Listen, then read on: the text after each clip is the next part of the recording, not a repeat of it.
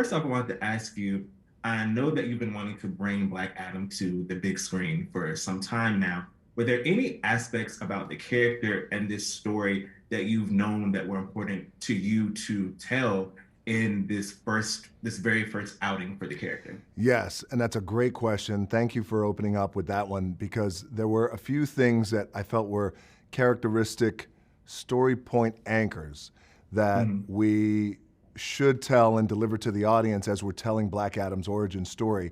Number one is let's go back to how he started.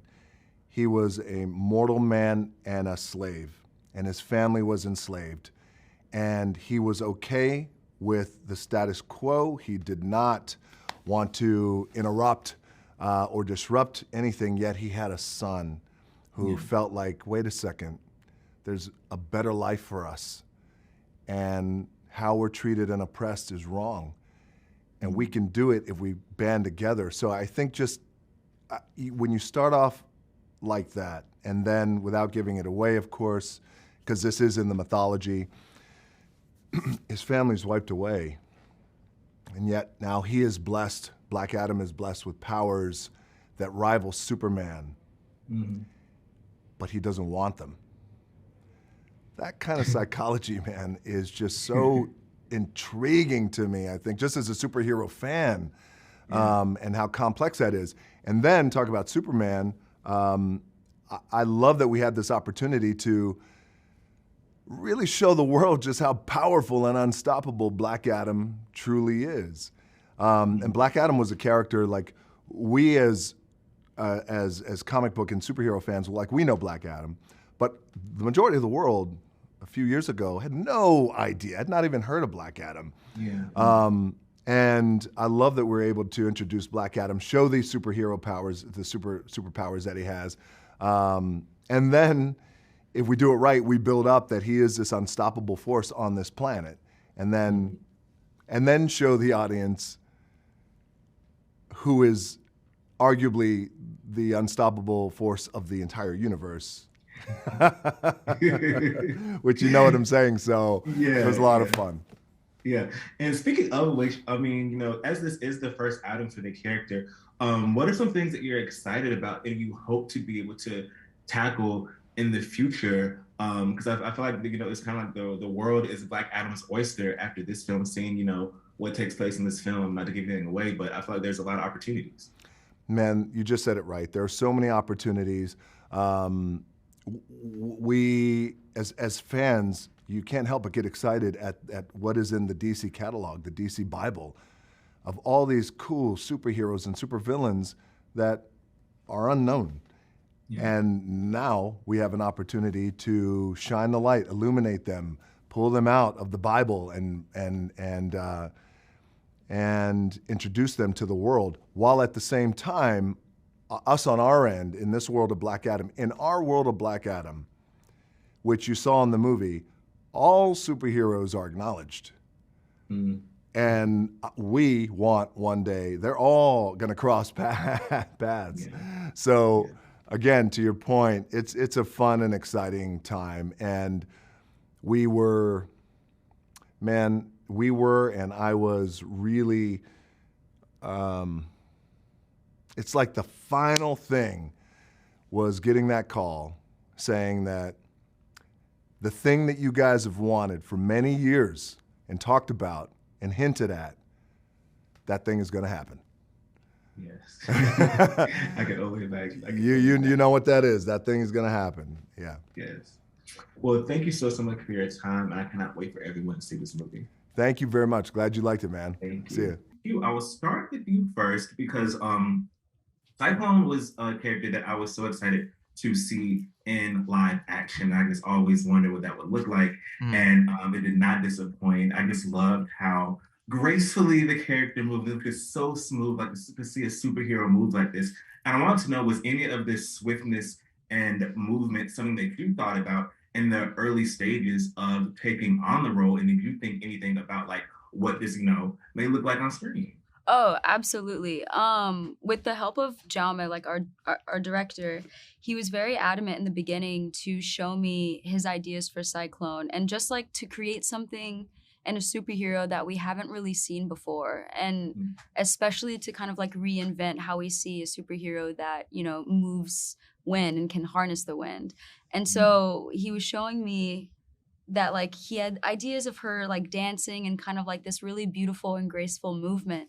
And as soon as I saw it, I was like, yes, because like I was I had studied physical theater and like movement in school, like all throughout high school and in college. And so there were like a lot of dancers, both contemporary and modern, and even just performance artists that I really revered, and thought it would be like a perfect opportunity to reinterpret like movement from Alvin Ailey or Isadora Duncan or Loie Fuller, and even like Martha Graham, how experimental it can be. So those were all elements that I kind of was inspired by, and, you know, really hoped that they would, you know, really showcase that for the character. So yeah. It's interesting that you said Alvin Ailey, because I definitely thought I saw some Ailey-isms in some of the movements that Cyclone did.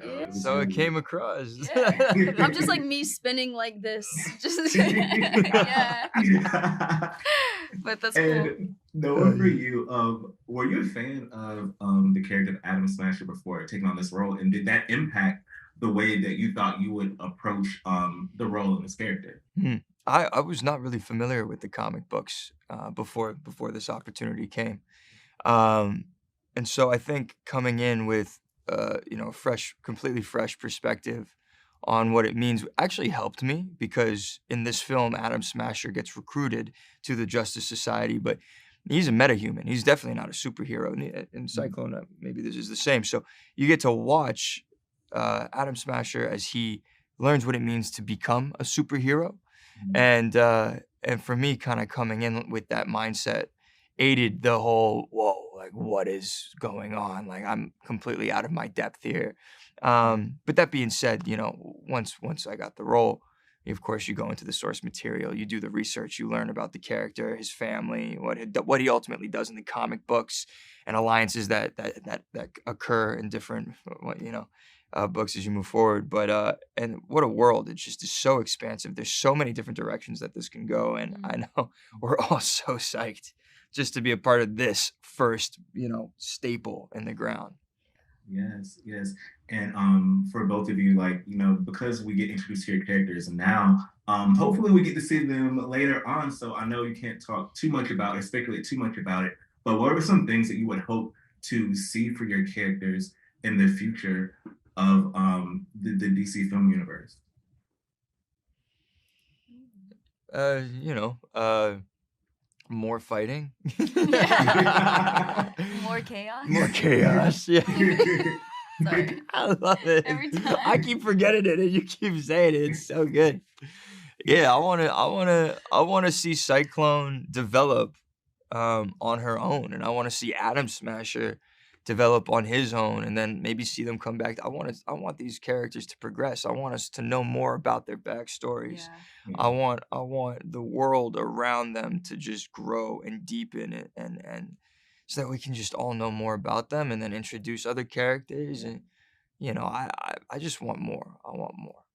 Yes, I do too. Well, thank you both so much, and I can't wait for everyone to see the film. Thank you. Thank you so much. So I'll start with you first, because I do think that this dynamic between Black Adam and Hawkman is one of the most interesting things in the film, and it drives a lot of story. It gives a lot of background as to why they act the way that they do in the film, and we see it progress as the film moves forward. Yeah. So what can you tease for audiences to expect about kind of how they may not always see eye to eye, but they kind of have to look at a bigger goal? Well, for me, this is an evolutionary journey for both characters, especially in how they deal with each other. You know, both of them coming with their principled ideas of justice and clashing because of that. The conversation that goes on between them through each battle is, what do you believe in? And in terms of leadership, because they're both two leaders in you know, very different seats, very different positions, but very much tasked with leading their team or their people to a certain place of safety and security, and taking people on a journey. What does real leadership look like to you? And we see that battle after battle after battle. They are not fighting necessarily just each other. They're fighting for something. They're fighting for what they believe in. And I think throughout they understand each other as warriors, and there, to a degree, is a mutual respect, even if they sit on opposite ends of what they believe. There is a sense of understanding. So, I look at these battles, they're grandiose, they're amazing, they're out of the box, and I appreciate you saying this is something you have not seen before, because it's what we were aiming for.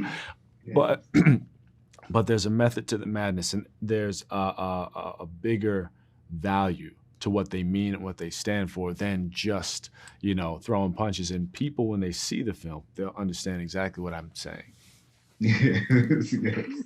And here's for you, Dr. Fate is a character that a lot of people have wanted to see in live action for some time. I wanted to know, for you, from your perspective as an actor, what did it mean to portray this character during a time where we're coming off of a pandemic and people also wondering about things such as fate and immortality and things like that? And what did it mean to take on a character like this with a lot of those ideas running through viewers' minds as they're watching this film? Yes, well, Dr. Fate is one of the oldest characters in the DC comic book world. He's a very powerful sorcerer. He's a man that deals with life and death situations and deals with death in a very intimate way.